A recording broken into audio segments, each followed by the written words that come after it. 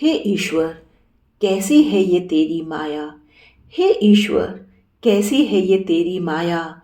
धरती, सागर, वायु, आकाश और अग्नि, सब कुछ ही तो तुझ में समाया। इन सब से अनजान इंसान, इन सब से अनजान इंसान खुद को भी ना पहचान पाया। पर्वत चाहे कितना भी उन्नत और विशाल क्यों ना हो, पर्वत चाहे कितना भी उन्नत और विशाल क्यों ना हो, फिर भी उसे अपने इस भव्य रूप पर नाज नहीं। वह जानता है कि वह जानता है कि वह कितना भी ऊंचा क्यों ना उठे, पर उसके पैर तो सदैव जमीन पर ही टिके रहेंगे।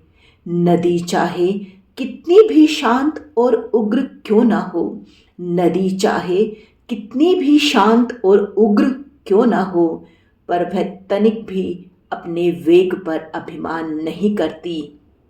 वह भी अंत में वह भी अंत में अपने अस्तित्व को भूलकर अपने आप को सागर में समर्पित कर देती है।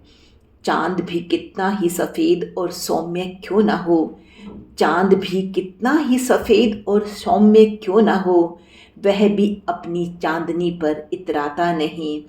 उसे मालूम है कि ये शीतलता और तपन तो किसी और की ही देन है।